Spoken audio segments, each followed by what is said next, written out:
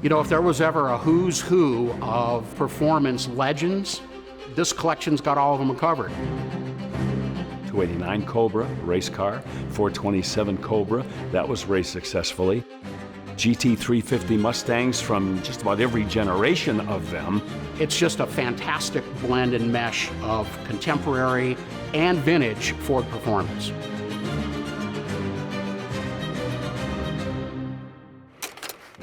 I started collecting cars, I think it was because of the relationship I had with my father. My dad worked on the assembly line at Ford, so my dad was a car lover and always had performance stuff. So at a young age, instilled that love of cars in me.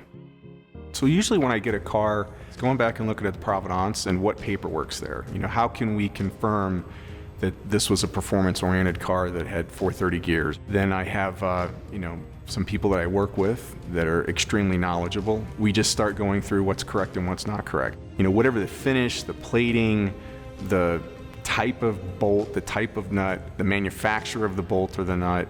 Back in the day, like my dad said when he worked at Ford, he didn't know that they were building these cars that were going to be, you know, these masterpieces that were so valuable. They were just trying to get the next car down the assembly line. So whatever bolt or bracket or fender extension was in the bin is what got put on the car.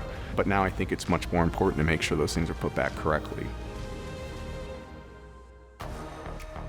When I walk around and look at this collection, the one thing that I can't get away from is that Carroll Shelby never really wanted to build street cars, production cars. He wanted to build race cars. What drew me to Carroll Shelby was a big personality and the vehicles that he produced and the way that he went about it. The 1965 289 Cobra, the small block, is one of 20 or so automatics. An excellent example of a vehicle, a pure, you know, joy to drive. The 427 car is a little bit of a different animal. It's one of the 23 competition cars. So it was set up purely for racing, much wider in the hips, and it feels more planted than the 289, as it should. No doubt about it, the crown jewel of a Shelby Mustang collection is a GT350R. 34 were built, plus 2 prototypes for a total of 36, and they remain the most valuable single Ford Mustang variant that you can buy. It was one of 5 cars that was exported to Peru. It was a 1973 Peruvian champion, an excellent restorer here in Colorado. Dan Ambrosio did the paint and body. He also worked on getting period correct graphics and livery on the car. We also hired Walt Hain, who was the 1966 B-Series production champ in a GT350R. So Walt was instrumental in ensuring that the drivetrain, the suspension, the brakes, those componentry were accurate and correct. Christian's collection of high-performance Mustangs is really exceptional. The 1967 GT500, what a landmark year for the Shelby Mustang. Very fast and very stylish. That was a big styling change for the Shelby Mustangs as well. And any Mustang collection has to have a Boss 429 because that was so historically significant to the Ford High Performance program. This one, all black, outside, inside, just the car that you just want to get in and drive. Low mile car, run 30,000 miles. It's had 1 repaint. Outside of that, it's an original car. Christian has not only 1, but 2 Boss 302s, and they're distinctive in their own way. Of course, the Boss 302 was a car in 1970, won the SCCA Trans Am Championship.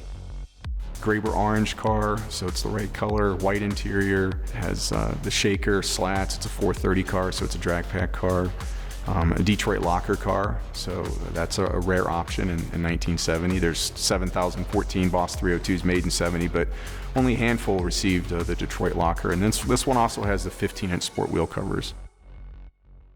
The 3 Ford GTs, I'm the original owner on all 3 of those vehicles. The 2006 Heritage, there were 343 that were made. 43 were exported outside the U.S., and 300 of those remain in the U.S., so it's a pretty rare vehicle. And that car is, you know, very, very original. The interior has not been dealer prepped, so a lot of the stickers and decals and such remain. So, amazing vehicle. Not surprised, Christian, being a perfectionist, decided that he wanted leading edge of what Ford Performance was doing today. In 2019, with the reintroduction of the Ford GT, he acquired one of those. It is a carbon series. It has some more race-inspired options, such as the back glass over the engine, I really like the fact that it had the carbon A-pillars, carbon stripes, and it's a joy to drive. Ford GTs, by definition, are very special cars, but when you take some of the special editions of the Ford GT, now you are in rare air. The 2020 Ford GT MK2, if you look back in the 60s, a lot of the race cars were white, and I fell in love with the white that we selected. It was a Ford color, and we did do some accents to it. Essentially, it's the Le Mans chassis with the road car drivetrain. If you allowed the engineers to be unlimited with what they can do with the Ford GT, that's what the MK2 is. It's set up to go racing. I've always drawn towards interesting and unique vehicles. The 1966 Shelby GT350 Hertz car is one of the 20 brake test prototype cars. It's striped elite. You don't really see a striped elite car in a Hertz, and that's because it was during the beginning stages of when Ford, Shelby, and Hertz were trying to figure out how they're going to make this rental process work. The 2020 GT350R is just an amazing vehicle on the track.